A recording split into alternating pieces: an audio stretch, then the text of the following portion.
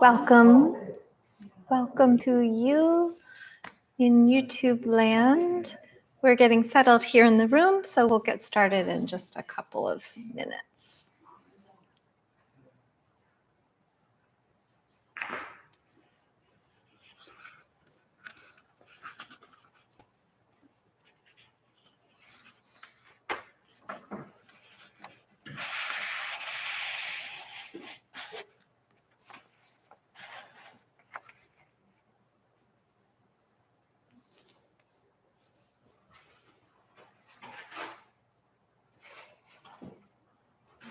Hello, let me know if you're here. I know you're here. To those whom I cannot see, let me know you're here. As I mentioned, we're just waiting for some people in the room to get settled, and we'll begin in just a minute or so.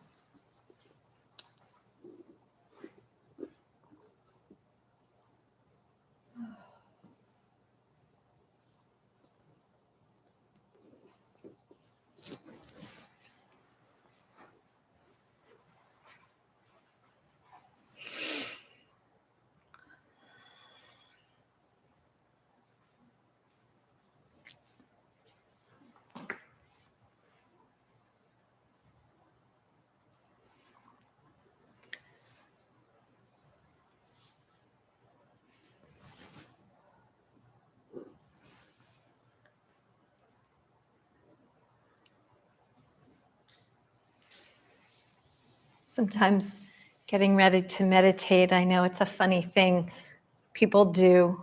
Like, hurry up and think about everything now so you don't have to while you're meditating. Solve all the problems, run down the worry list, get it out of the way, cross it off. Like, okay, I worried about that this hour, so I don't have to the next hour. Like if you're going to go on a diet, or yes. The ice cream in the freezer, so we don't. That's right. If only it were that easy. Yeah. All right. Well, let's settle in. And step one, get comfortable. Ground your body, and in so doing, make some conscious connection to the earth that supports you from beneath. Align yourself with gravity and let a dropping happen of your flesh and bones so that you know you're held safe.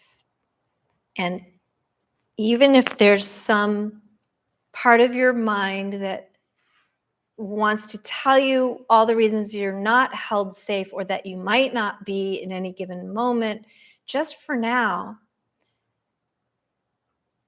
pretend, if that's what it takes, that you are held safely in just this speck of time. And from that rooted presence, rise up through the same flesh and bones, infused with breath. Notice the inhale and the exhale.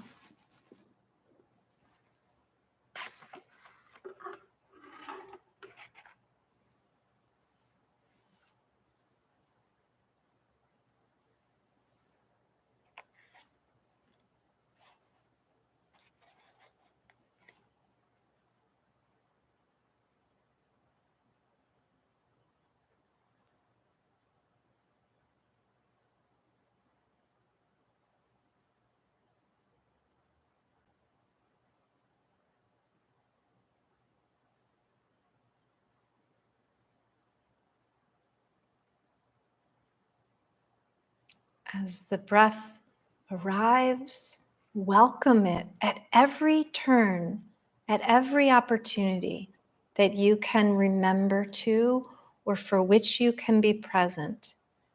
Greet the inhale with recognition, with gratitude,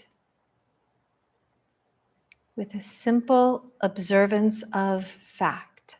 I am breathing in.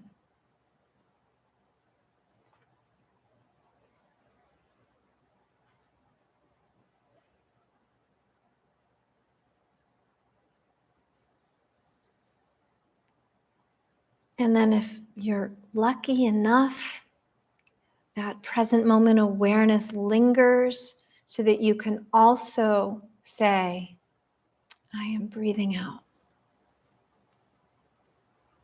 And what a gift to be fully present for one entire cycle of breath. What a beautiful opportunity for simple, easy gratitude.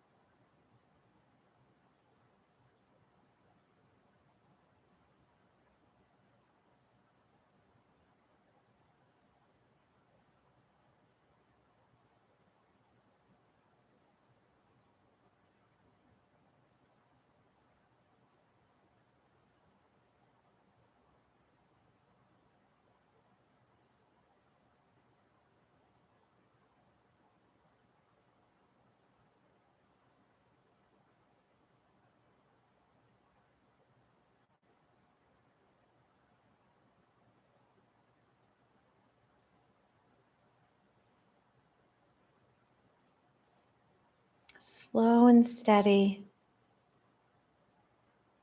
Watch your attention inevitably waver. Welcome that too, as readily as you welcome the inhales and the exhales.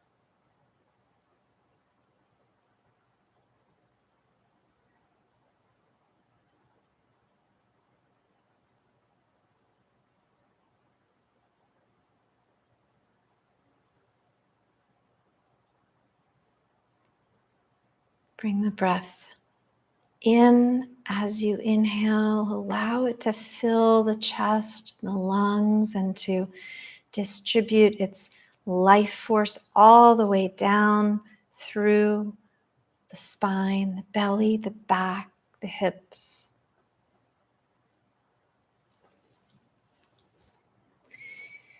And as you observe the exhale, traversing the terrain back out, watch the gentle contraction of that same belly, hips, chest, lungs.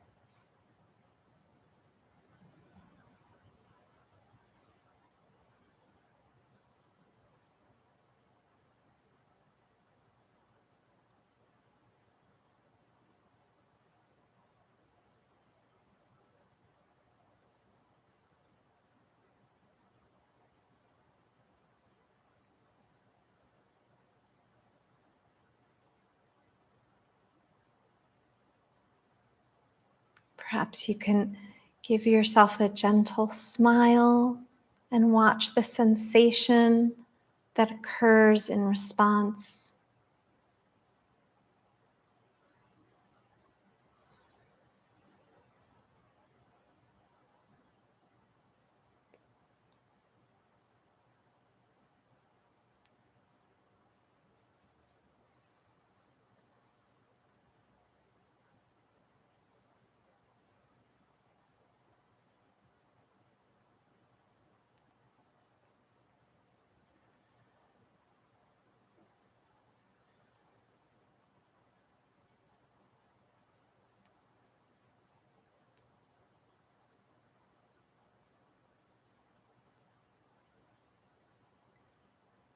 Maybe you notice or have some awareness of some tension in the body, some places inside that are reluctant, resisting softness, and hold them in your awareness the way you would tenderly hold a child who is not quite at ease. Make room for the possibility of softening.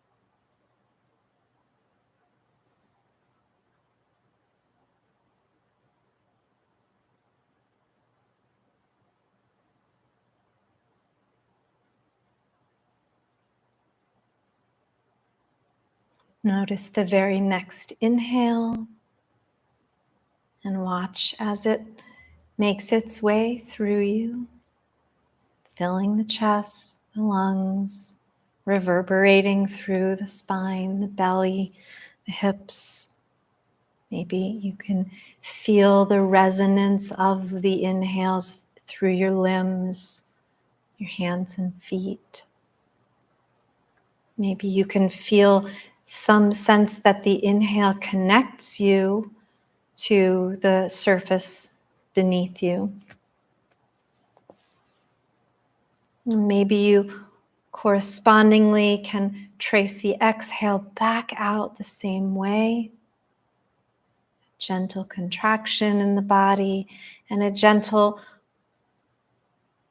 ascent up, away from the surface beneath you.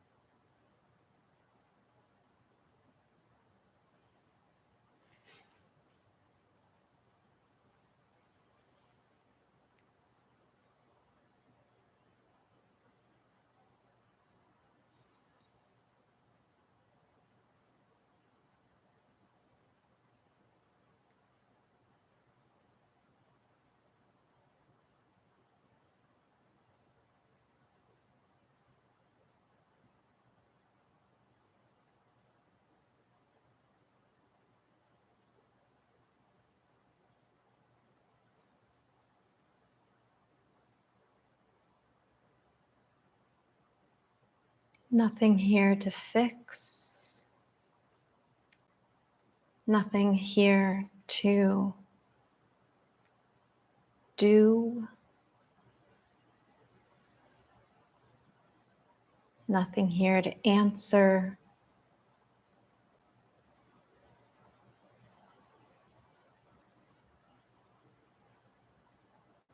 Nothing here to remember or predict.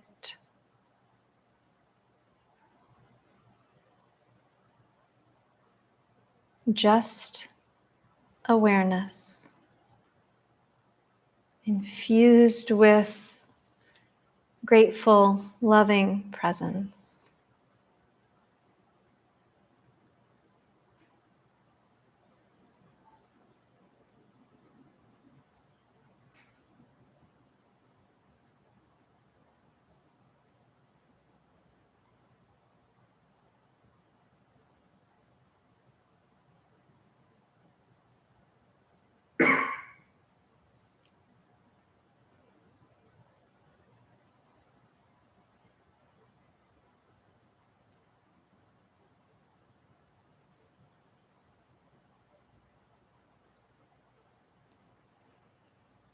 Bring your awareness into the next inhale. Let it be a transitional breath to bring a little bit of movement back to the body. Stretch and twist and wriggle a little bit. Reset your seat if you'd like to.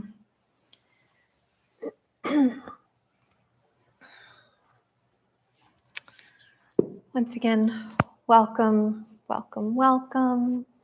I'm Annie Moyer. This is Sun and Moon Yoga, and we are having conversation and mindful presence. Of all the things that are likely to happen in the future, near and far, we can predict a lot of them. We can predict that people are going to argue on Twitter. That's just going to keep happening. That's a pretty safe prediction. We can predict that my dog will continue to beg us for food at mealtime. It just, it happens every time, even though we don't give in. I suspect some people secretly do, but I can predict that too a little bit. We can predict that the sun will come up tomorrow. And even then, though, some things are inherently unpredictable. Because even though the sun will come up tomorrow, we will not be able to see it through clouds or rain or stormy skies. We can predict that our collective COVID-19 vigilance will probably have to go on a little bit longer. We can't predict how long. We don't know what future mutations might bring. Just like we couldn't possibly know 2 years ago that right now, in March of 2022, we'd still be dealing with it. And the pandemic is just this really bold reminder of how deeply unpredictable things are, even in the midst of so many things that we can reliably predict and count on. All of these probables are at simultaneously givens and entire wild cards at the same time. There's a paradox for us to grapple with. The thing is that no matter what happens, one thing we can always do is rest in these wide open spaces of awareness of our moment-to-moment experience. We know that with a little bit of tweaking of the mind, that we can come back and come back and come back again and again and again to just right now. And that's all. Inside of this present moment awareness is where we can find so many golden treasures of appreciation and capacity for kindness and patience and gratitude and truth. It's where, in these present moment spaces, it's where we nurture love for the people closest to us. It's where we're understanding and compassion for those farthest away.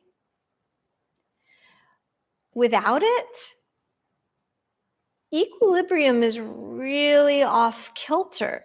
And that's when probables turn into problems. Without that present moment awareness, that's when we turn into disaster thinking mode, even when there's usually not a disaster happening. And even when there is a disaster happening, we lose our sense of what's our purpose, what's our role, what's our responsibility, and what's our capacity to meet it. Remembering to invite our attention again and again and again. Instead of turning presence and probables into problems, we can turn them into possibilities as long as we're paying clear attention. know? And the truth is, in the realm of that paradox, there's really very little we can count on, even though we can predict a whole lot of probabilities. So not being able to count on things throws us off equilibrium, but knowing that there are certain moments and certain spaces within which we do have choice is where possibility lies. Free will happens inside of moments. Destiny spans years. And that's the difference. It's how to be ready for the problems without living in constant fear or anxious expectation. I was talking with a friend of mine about, like, she called me on the phone without texting me first to say, "Can you talk?" She just outright called me, and I love that, and I picked up. And she said, "You picked up. This is great." I'm like, "Yeah, how are you? It's been a while since we talked." And she said, "Well, that's a lot better than my other friend who every time I happen to call her out of the blue without warning, first thing she says to me when she answers is everything okay?" You know, it's that anxiety producing prediction of of probables that we're imagining that aren't probably going to happen at all. So in thinking about this, I'm offering this evening 3 reliable pieces of wisdom to deal with when we turn probables into problems, or what is improbable somehow turns in our mind into probable. Like, it's improbable that my friend's friend is going to pick up the phone and my friend will say a disaster has happened, but she turns it into a probable. And so here's my 3 pieces of wisdom. One of them is that time is relative. All things must pass. And like I said earlier, destiny happens across the ages, but free will happens inside of every present moment awareness. Time is relative. Second thing is, we are not alone. Even though we imagine ourselves to be so often isolated, lonely, this problem is mine and mine alone to solve and to deal with, the truth is people show up. People show up when other people are in need. Total strangers. My goodness, one of the images from this week that has just stuck with me so strongly is with the millions of refugees showing up from Ukraine in places like Poland. And there was a couple of images at the Polish airport of people just showing up with signs saying, "I have 2 rooms, I have 1 bed," or just simply with a bunch of flowers. And that at a train station in Poland, people, moms showing up with empty baby strollers and just leaving them there for anyone who needs them. People show up. And the third thing is that compassion keeps us together. So suffering is a necessary part of life, but suffering alone is not necessary. And in the face of suffering is the opportunity, the possibility for compassion. It's what the word means, to suffer together, to suffer with. Passion, meaning the root word means suffering. So time is relative. If you think about what you worried about when you were maybe 16, we don't worry about a lot of that anymore. Most of that stuff resolved itself. And at the same time, some of those worries continue to this day. They're in the same family of, like, am I going to succeed at this thing? Will these people like me? Do I look good in these jeans? these some of these things stick with us, but most of them don't. Time is relative. We are not alone, and compassion keeps us together. Interestingly, these three little bits of wisdom align with the three marks of existence that the Buddha taught. And I'm going to do a little meditation on each of those. Briefly, they are anicca, which means impermanence. Time is relative. Anatta, not self, which means if we're not in our ego space, then we are not alone. And the third one is dukkha.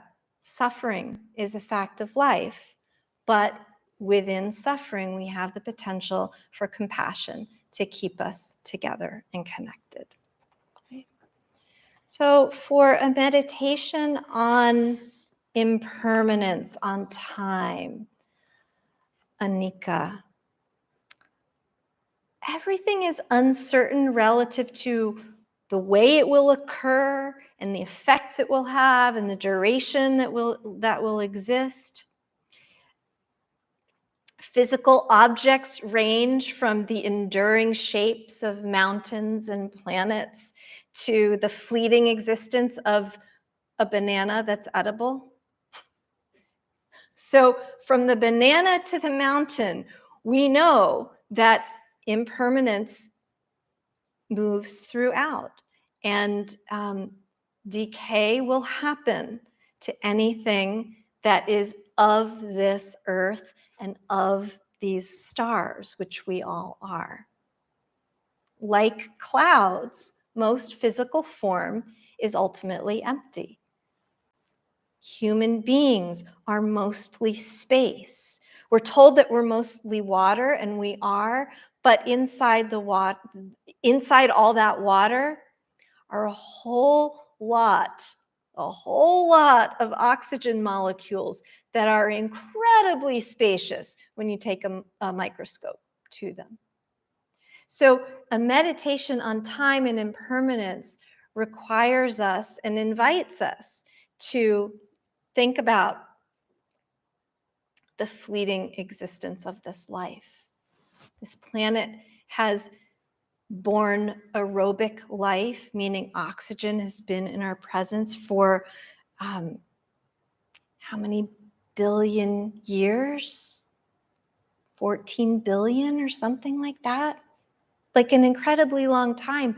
But us, in our handful of decades, not very long.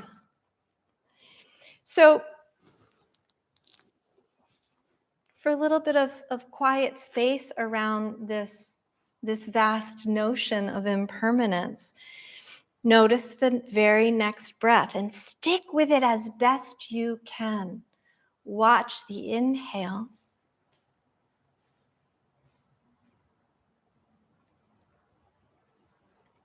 And then it's gone. It becomes an exhale, beautifully, effortlessly. And then we get the chance to watch again. And we're in a new moment.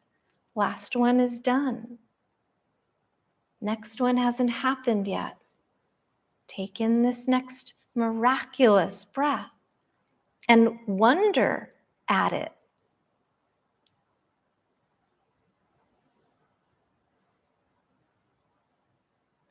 Honor it, appreciate it, revel at its possibilities.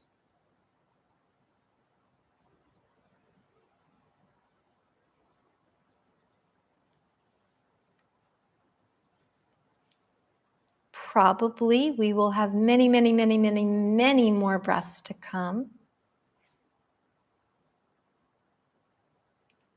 If we start to worry about what that number might be, then that probability of an infinite number of breaths turns into a problem of fear and attachment.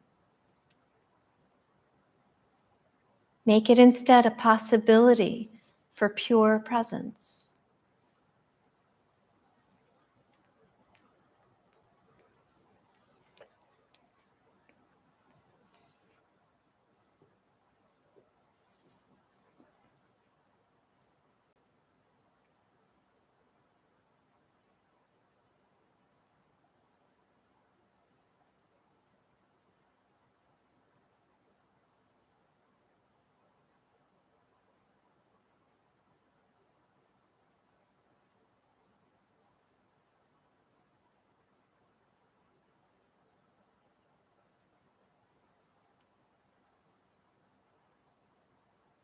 And while this particular consciousness that makes up us and our minds and our memories has this enduring quality, that we still have these same thoughts that we did as children of who we are and how we're perceived in the world.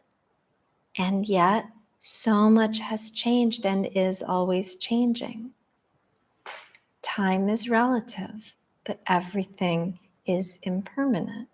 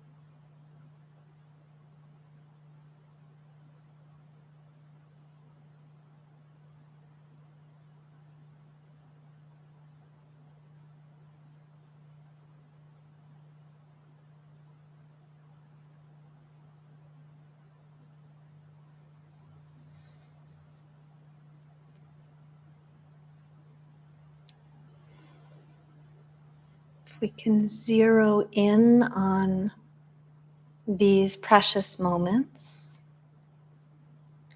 we expand all this possibility, all this capacity for patience and kindness and compassion and equanimity.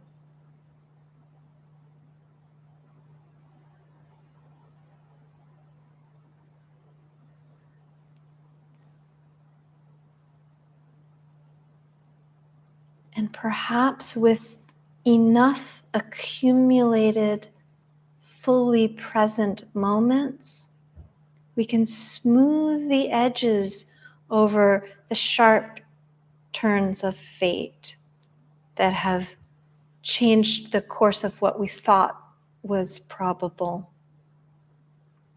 that has inserted the obstacles of problem with enough experience of fullness, of loving presence. Perhaps we can retroactively apply that wisdom to those times. Give ourselves a bit of a smoothing of the past to set a tone for a smoothing of the future, whatever will arise.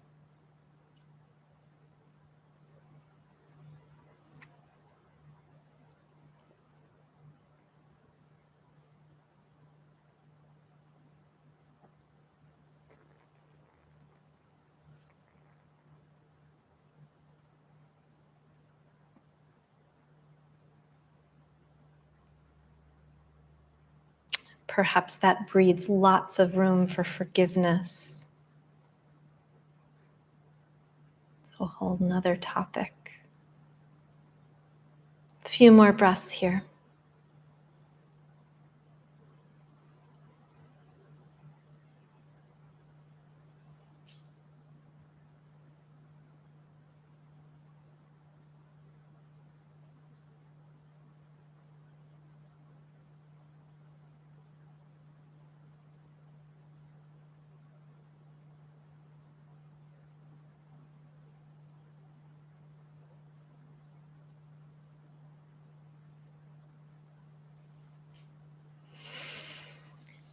And gently restore some movement, some shifting around, regroup your physical self. Second contemplation we'll do is a meditation on the self, on the ego self, or rather the not self, the anatta, according to Buddhism, the mark of existence, that we grapple with this battle between separate form, separate ego self, and a connected, holy, divine self that pervades all and of which we are part. And just a reminder that just like those mountains and just like those bananas and just like those clouds, that the mental, physical, ego self was formless, became form, and once again will be formless and will return along the same path of the eroding mountain and the too ripe banana. How's that for an image?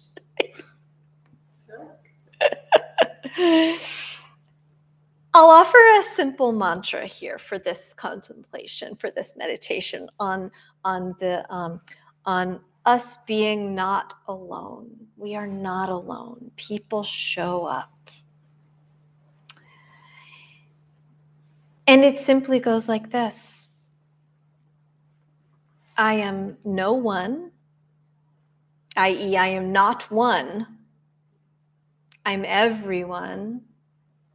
I am love. So I'll invite you to silently repeat those 3 short affirmations. Get your seat established, your ground anchored, your spine tall. Close your eyes if it's comfortable, or simply drop your gaze.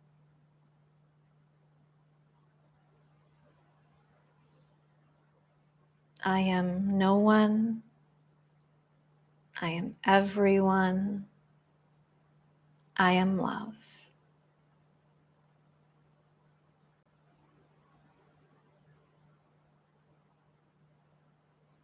If other words come to you that make more sense for your circumstance right now, by all means, use those in silent repetition. I am no one. I am everyone. I am love.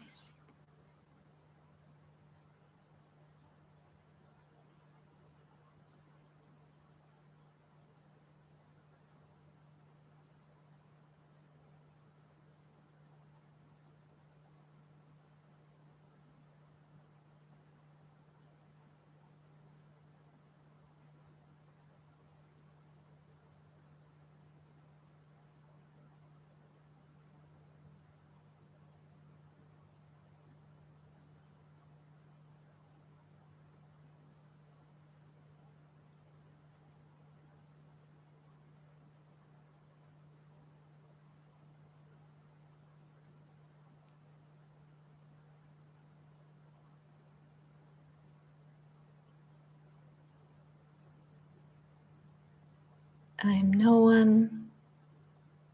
I'm everyone. I am love.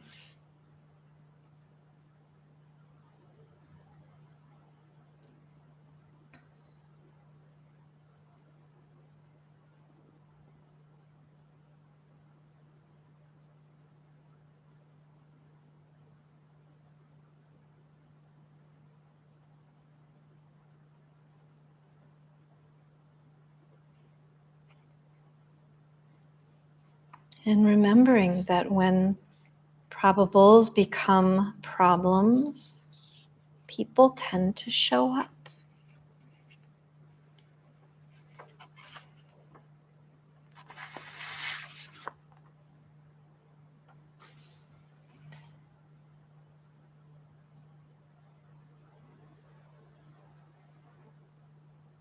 If you have trouble imagining that that's true or accepting that that's part of us, picture a stranger offering you flowers or a meal or a bed,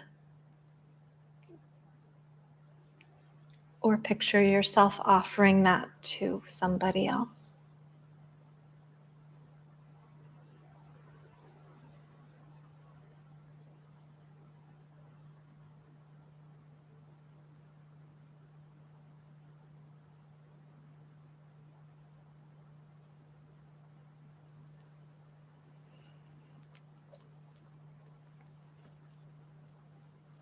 I am no one.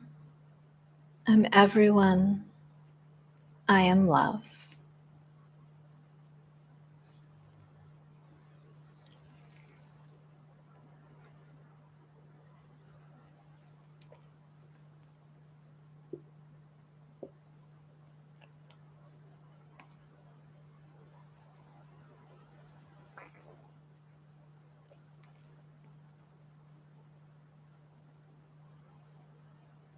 Observe the breath as it accompanies this silent repetition.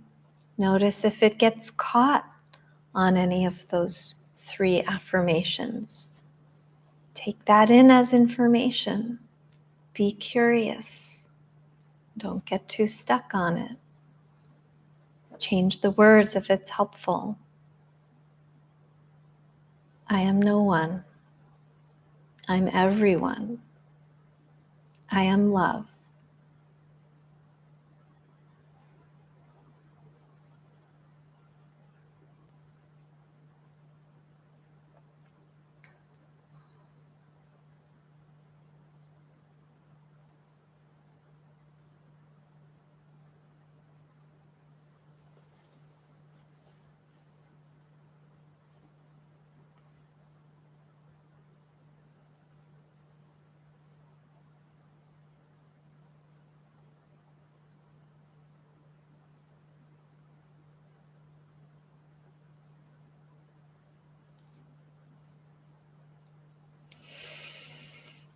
And return awareness to this moment, to the feeling sensations in your body right now.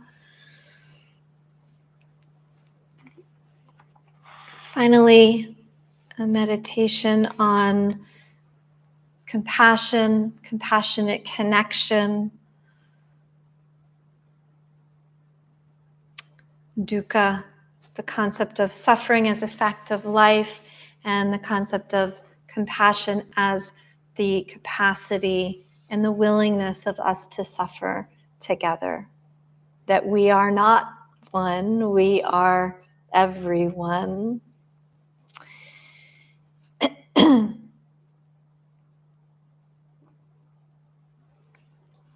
Bring your awareness and perhaps your palms, your hands to your heart, if that's helpful.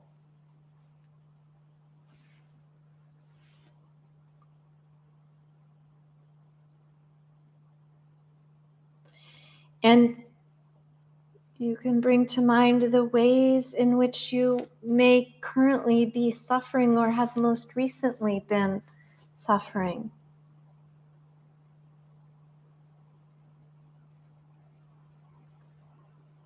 And as you hold that pain tenderly in your own heart, gently open your palms, or just imagine that your heart is opening, and hold the possibility that that suffering can be tempered when shared. And if you're not able to or feeling safe enough to touch into your own suffering, perhaps touching into that of others,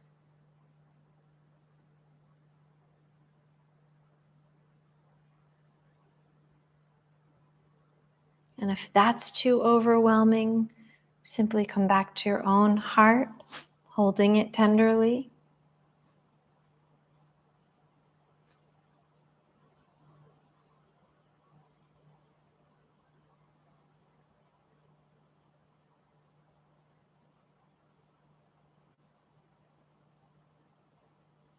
Perhaps with an attitude of being grateful for how strong and abiding it is to be able to withstand all that it has seen and lived through. At any point, feel free to release your hands back down into your lap, the space beside you. And simply breathe through this open-hearted space.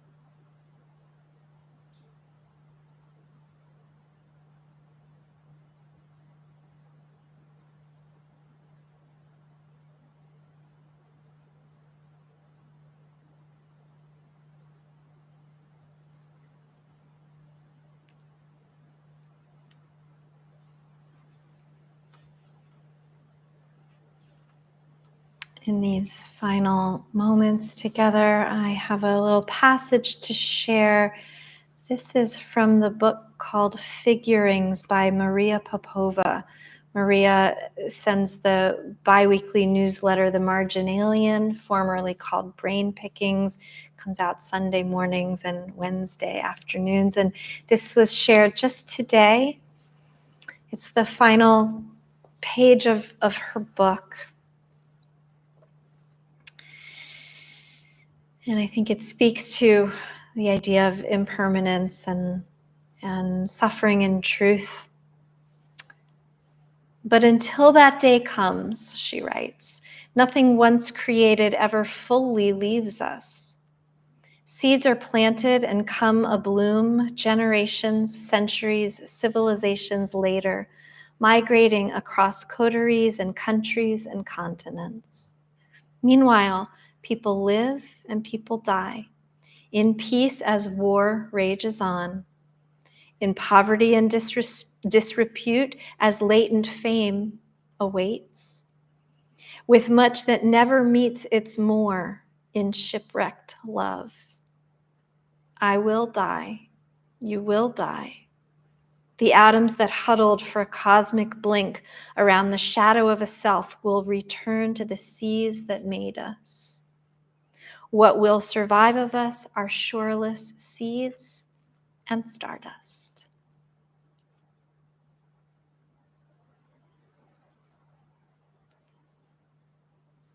One more nice, clear and full and present breath in, and a long, luxurious release of breath back out.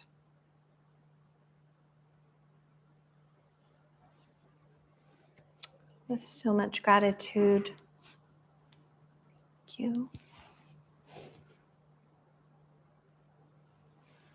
Take Good care.